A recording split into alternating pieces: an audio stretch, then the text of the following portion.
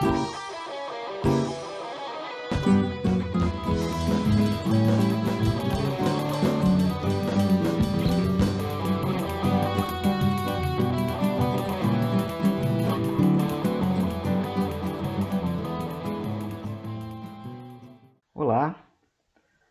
estamos aqui novamente para dar continuidade à nossa sequência de 3 vídeos sobre projeto de física, e esse é o segundo vídeo. Meu nome é Sidney Leal, professor da FATEC Itaquera. Vamos lá? Lembrando que na primeira parte do vídeo nós tentamos compreender uma forma, né, que eu já apontei que não é uma forma única, absoluta, de montar um esboço do projeto. E nós vamos usar esse esboço agora nessa segunda parte, que envolve mais efetivamente a escrita do projeto, né? Então falaremos nesse vídeo sobre a introdução, que envolve 4 elementos, que é a motivação, justificativa, breve teoria com estado da arte e objetivos. Ok? Depois vamos falar sobre a metodologia, que envolve amostras, materiais, técnicas e métodos. E, finalmente, nessa parte, nós falaremos sobre o cronograma, né? Como montar um plano que envolve uma evolução de datas e prazos para concluir as etapas do trabalho, né? Do trabalho, ok?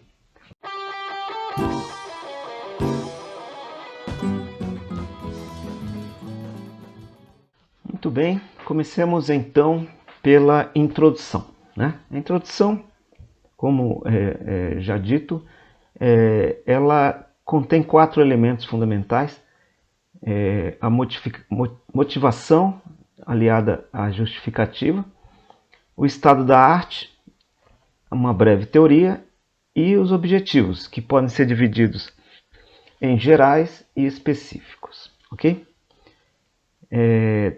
Durante a introdução, faz-se necessário apresentar as provas da veracidade do que está sendo afirmado. Então, tudo que se diz, tudo que se escreve na introdução precisa de confirmação para dar uma confiabilidade, uma veracidade àquilo que está sendo dito, né?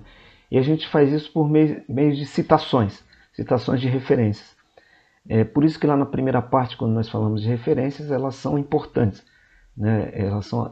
As referências são as primeiras buscas que a gente faz quando a gente começa a desenvolver um projeto, exatamente para dar esse embasamento sobre aquilo que se diz, em especial na introdução, né? Na introdução.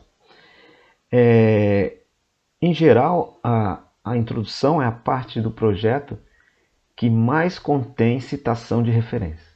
Exatamente por isso, porque é na introdução que você vai alinhar todos esses elementos: motivação, justificativa, estado da arte, breve teoria, os objetivos. Então, veja bem, você precisa citar o máximo de referências para dar essa confiabilidade ao que você está dizendo. Então, por isso que a introdução é a parte do projeto que mais possui, em geral, né, as citações de referências.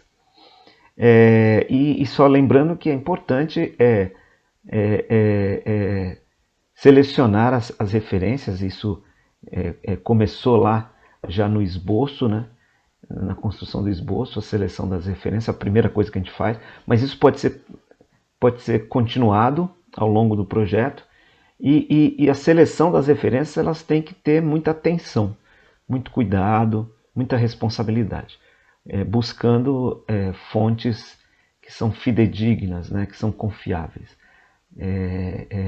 Para isso que lá na primeira parte também nós citamos algumas buscas, né, alguns locais onde a busca pode ser confiável e de fontes fidedignas, como o Google Acadêmico, o Cielo, né, que são ferramentas gratuitas, ou outras que não são gratuitas, como Web of Science, né? Enfim.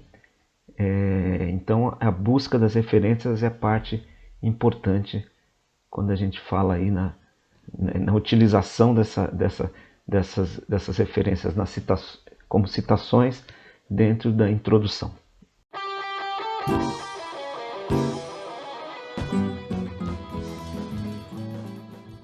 Muito bem, vamos falar agora um pouco mais sobre a motivação e justificativa, né? Que talvez sejam os primeiros parágrafos ali da introdução, podem ser escritos falando exatamente sobre esses elementos, né? E veja bem, motivação justificativa está associado a principalmente aos elementos que mostram por que a sua ideia, por que a ideia é atual, por que ela é importante, por que ela é inovadora, né? Então, esses elementos são importantes quando a gente vem descrever um pouco essa motivação do trabalho, essa justificativa do trabalho. Um desses elementos, né, que envolve essa questão de mostrar se a ideia é atual é a relevância, né? A relevância, ela mostra a atualidade, né, sobre o assunto. E ela está associada à importância, né? A importância que o assunto tem para a sociedade. Tá? Uma pergunta que a gente costuma fazer associada a esse elemento é a seguinte: o assunto em torno da ideia é discutido e aplicado por pesquisadores, industriais, empresários e pela sociedade em geral? Essa é uma boa pergunta, né? Aí veja, se sim, claro que você tem uma relevância aí, né? E uma importância do seu trabalho. E isso já justifica também, isso ajuda a justificar, né, aquilo que se pretende fazer. Tá? Geralmente essas referências elas são encontradas em artigos de revistas científicas e tecnológicas, né? Trabalhos de congressos e simpósios, entre outros locais, né? Mas principalmente em revistas científicas, em artigos, né? E em trabalhos de congressos, né? A gente chama de anais de congresso, ok? Outro elemento é a inovação. A inovação está associada a se a ideia trará algo de diferente, de diferencial e útil, seja para a ciência, seja para a tecnologia e com certeza para a sociedade, né? Uma pergunta associada é assim: a ideia ela traz algo novo, né, e importante para a sociedade, né? E geralmente as referências associadas são também artigos de revistas científicas, tecnológicas, trabalhos de congressos e simpósios.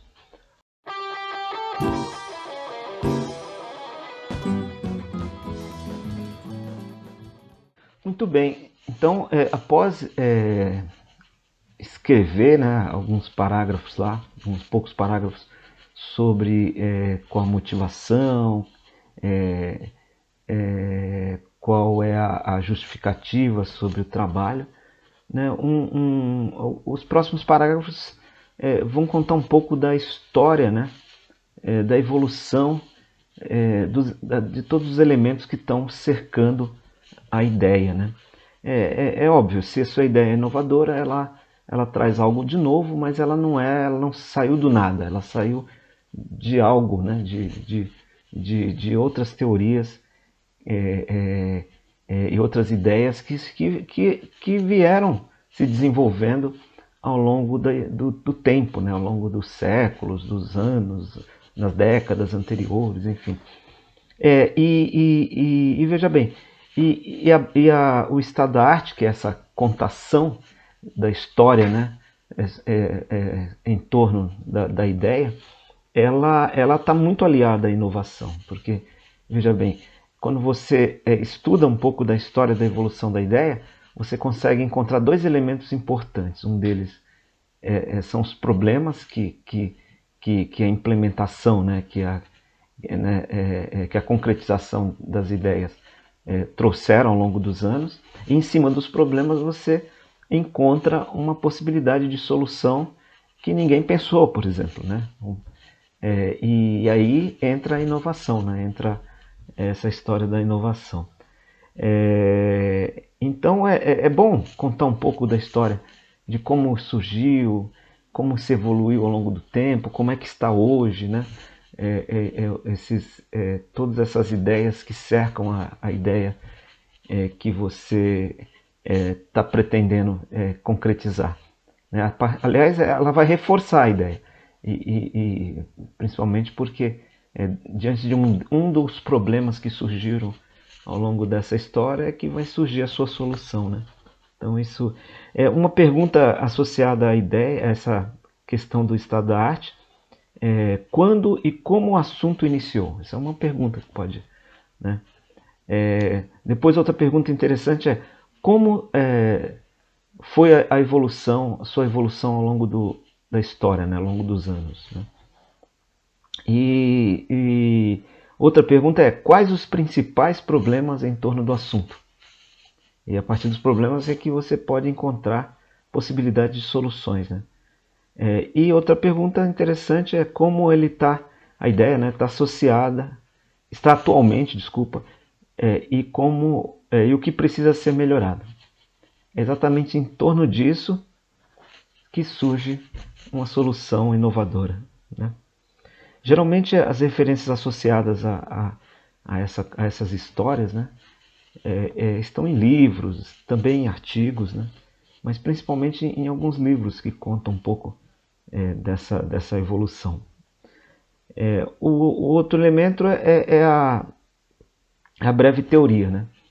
Veja, a breve teoria são elementos teóricos que estão envolvendo o trabalho que você vai fazer, né?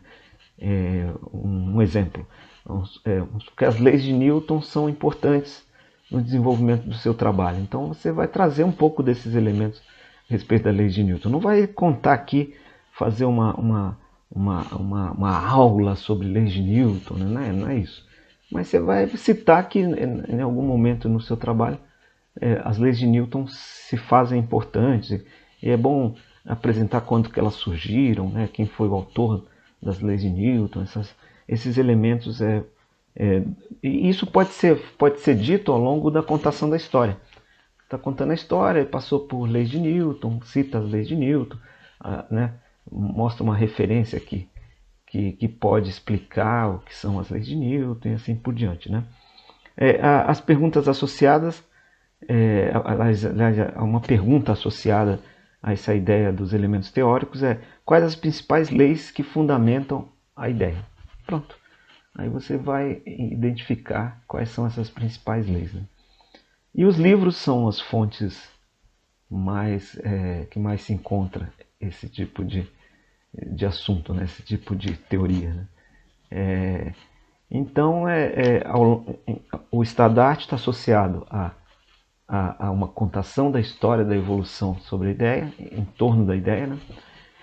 E a teoria, a breve teoria, está associada aos elementos teóricos, né? As leis que fundamentam aquilo que a ideia, né? Que vão fundamentar a ideia, que vão ser utilizadas para a construção, para a concretização das ideias.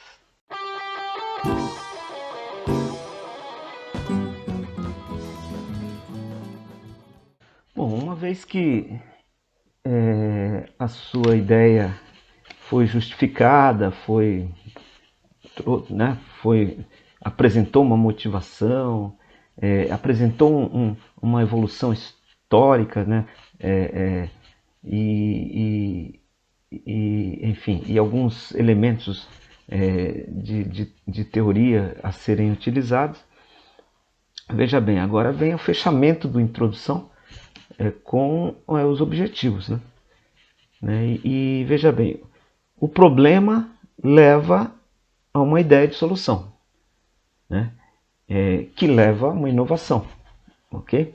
Então o objetivo está associado à solução desse problema. Como que o problema será solucionado? Dessa e dessa maneira. Então ele é bem direto, ele é bem objetivo, né?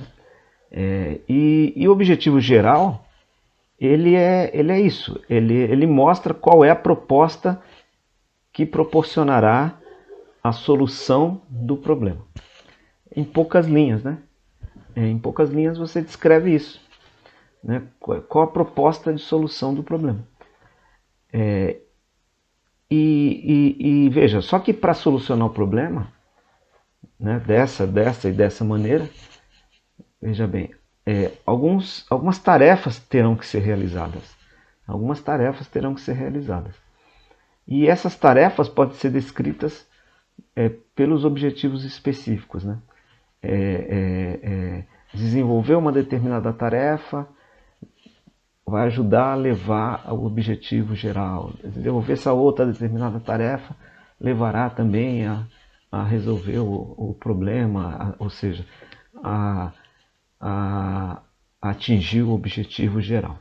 Então os objetivos são divididos em duas partes, né? O objetivo geral, que ele é mais direto, que ele diz diretamente qual vai ser a solução do problema, como que o problema será solucionado em linhas gerais.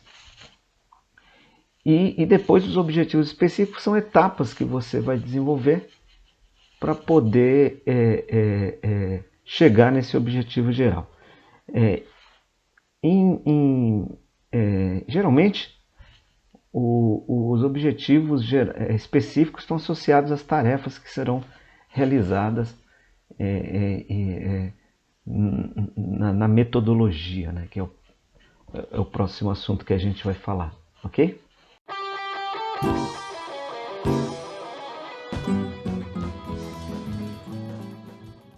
Muito bem, então agora falaremos um pouco sobre como a ideia se transformará em algo prático. E isso a gente chama de metodologia. Então, para transformar a sua ideia em algo prático, eu diria em uma concretização real, né? Nós precisaremos desenvolver algumas etapas, algumas tarefas, né? Enfim, e isso está associado a essa parte do projeto chamado metodologia. Em ciência e tecnologia, a metodologia, de uma maneira geral, ela pode ser dividida em amostras e materiais, né? Técnicas e métodos, ok? E nessa parte, né, as referências podem ser citadas, né? Podem ser citadas. Uma observação sobre os objetivos, né? Em geral não se faz citação em objetivo, né? Mesmo ele fazendo parte da introdução, tá? Que é a parte, eu já tinha falado, que é a parte do projeto que mais se cita referências, né? Mais onde as referências são citadas. Aqui na metodologia as referências podem ser citadas, sim, né? Para processos de preparação de amostras, ou descrição de materiais, de técnicas, de métodos já existentes, enfim, que serão utilizados no trabalho. Então aqui pode sim se utilizar de citação de referência, ok? Então a metodologia é isso, é a parte do projeto que descreve como a ideia se transformará, se concretizará, né? Se transformará em algo prático, né? E útil, especialmente útil para a sociedade, tá bom?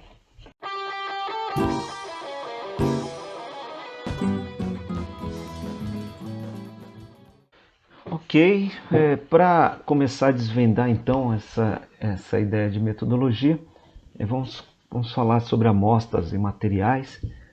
As amostras são objetos de estudo e geralmente são preparados segundo procedimentos que estão associados ao tipo de medição que se fará com elas, né? Se fará com elas. Então, por exemplo, na verificação da quantidade de gás carbônico, CO2, no ar. Uma quantidade de ar é capturado, encapsulado num sistema isolado, para não perder ou trocar partículas com o ambiente, né? Então esse é um exemplo, né? E para isso você precisa saber preparar essas amostras, vai utilizar alguns materiais, né? E, e substâncias, né, que são tratadas adequadamente para serem estudadas, né, para serem medidas, né, e dali você extrair informação. Ok? Ao citar as amostras, faz-se necessário apresentar os procedimentos de suas confecções, como é que elas foram confeccionadas, né? Mesmo que por citação, às vezes esse procedimento já foi escrito em outro trabalho, né? Ou um trabalho seu mesmo, ou um trabalho de um outro autor. Aí é importante citar qual é o trabalho que esses procedimentos estão, para que o leitor possa consultar essa referência, né, e possa entender como é que foi o processo de preparação de uma amostra.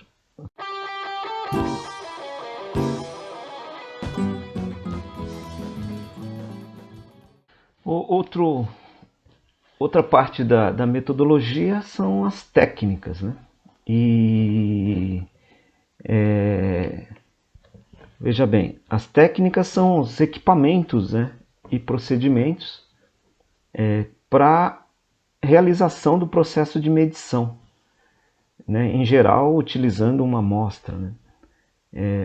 Então os instrumentos enquadram-se nessa categoria, né? Os instrumentos de medição, assim como as configurações experimentais que são montadas, né, para fazer essa medição. Nesse exemplo aqui, a gente tem uma configuração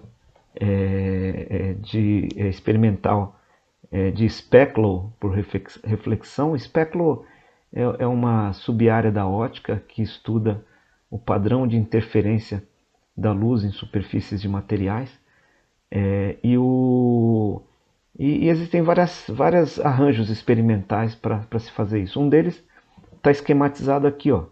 Lá no início nós temos um laser que depois de um processo de filtração ele produz uma onda plana que depois de passar por um espelho atinge a amostra, gerando um padrão de interferência, e esse padrão é capturado numa câmera digital, gerando os dados, né?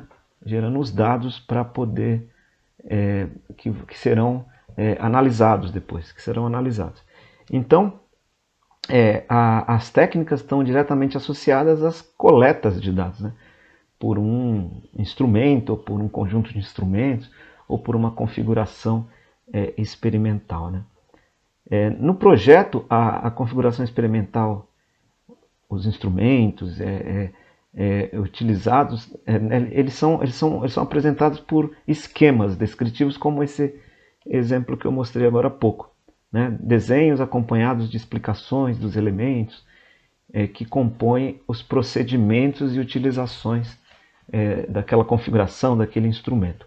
E veja, essa parte já foi iniciada lá no esboço. Quando a gente falou do esboço, que a gente montou um esquema da ideia, já começou, né?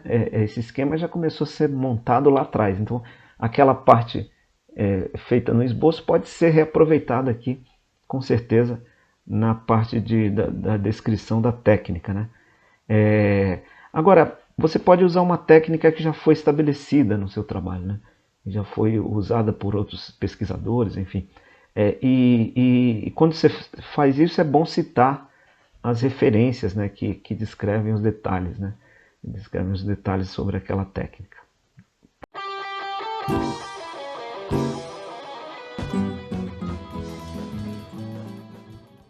Ok, uma vez que nós temos qual é a amostra que será utilizada, quais os materiais, né? Está muito bem descrito isso, e quais são os equipamentos, né, que vão coletar os dados, que são as técnicas, né? Nós temos os dados nas mãos. O que fazer com esses dados, né?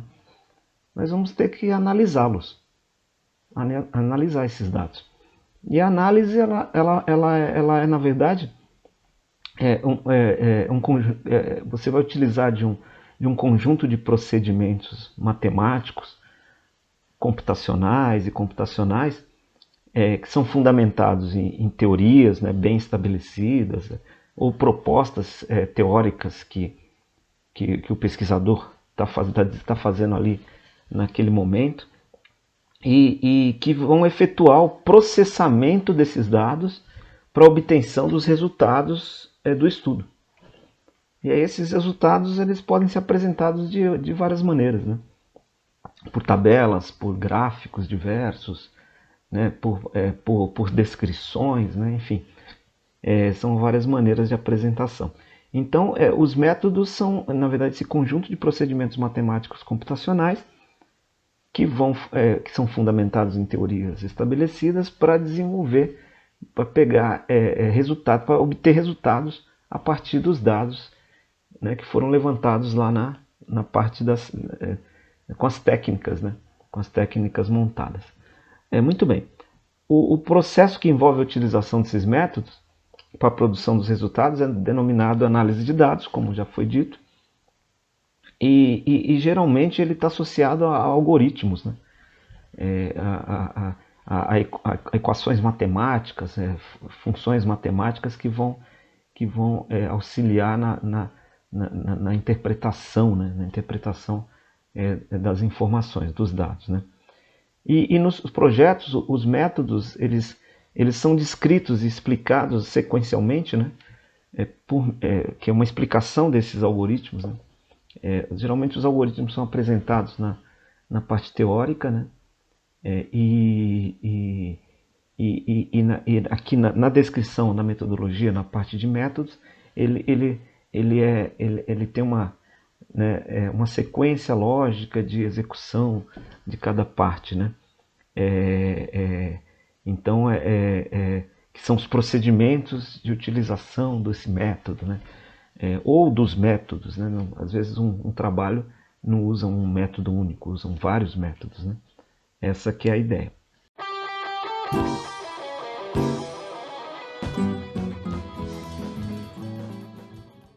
Muito bem, nesta última parte do vídeo de hoje, vamos falar agora sobre cronograma.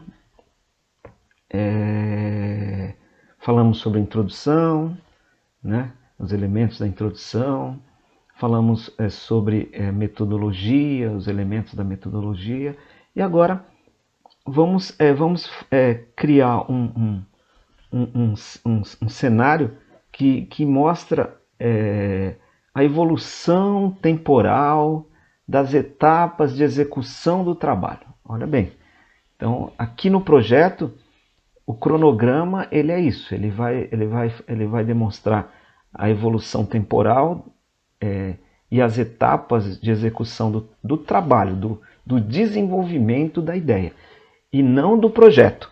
Muitas vezes muita gente confunde que o cronograma tem que mostrar as partes do projeto, né? Desenvolvimento do esboço, desenvolvimento da introdução, do projeto. Não, o projeto já está sendo feito aqui, né? Esse cronograma diz respeito à próxima fase posterior ao projeto, que está associado à evolução temporal e às etapas de execução do trabalho em si, do trabalho que é a concretização da ideia, tá bom? Deixar isso muito claro. E o cronograma pode ser diário, pode ser mensal, pode ser semanal, enfim. Desde que todas as etapas importantes do desenvolvimento estejam muito bem claras ali. E não basta simplesmente citar as etapas, né? Etapa 1, blá, blá, blá, né? Não,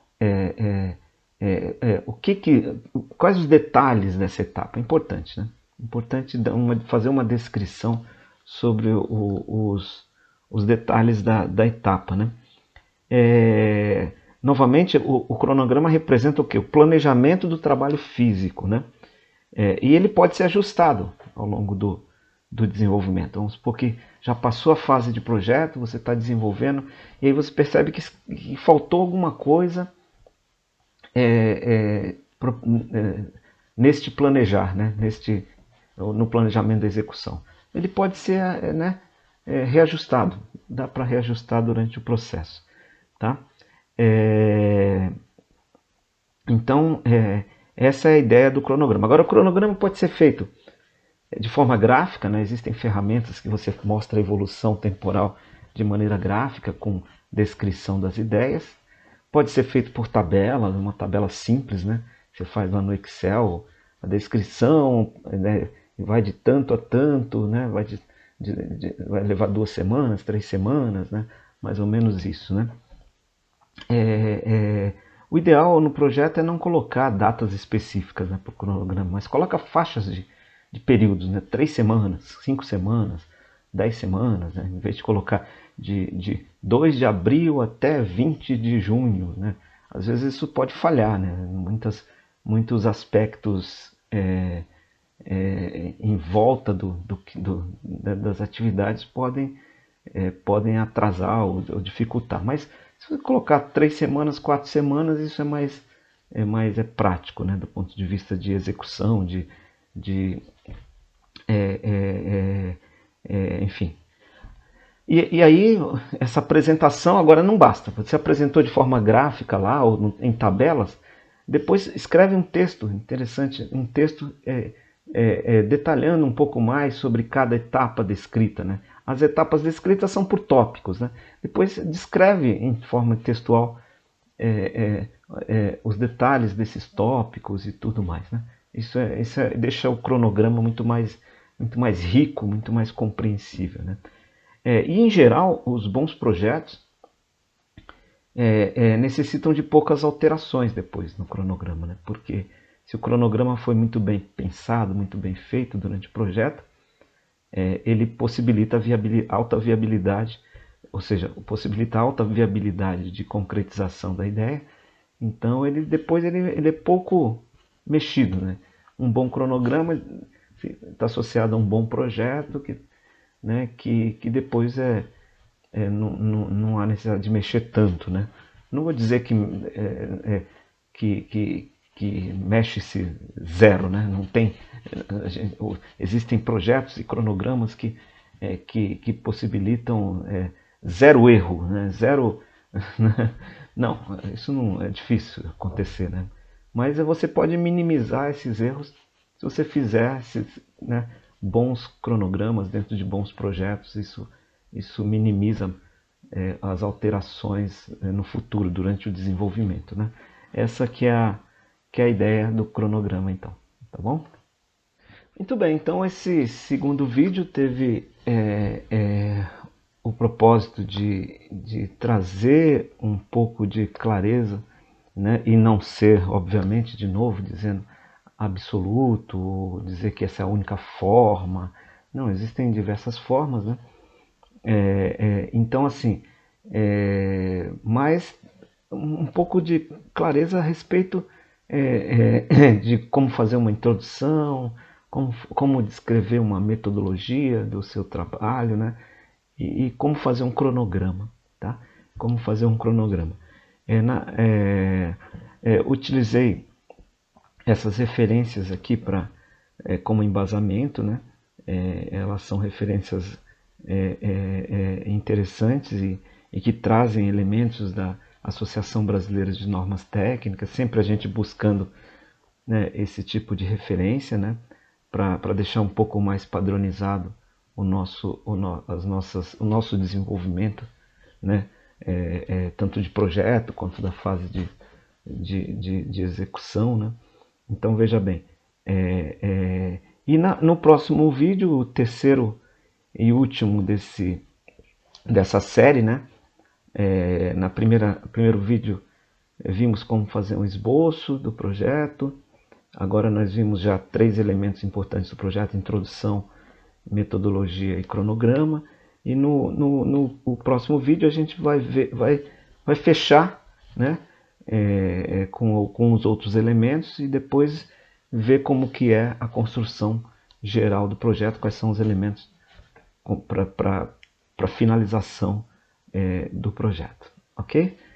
Então, obrigado e até a próxima.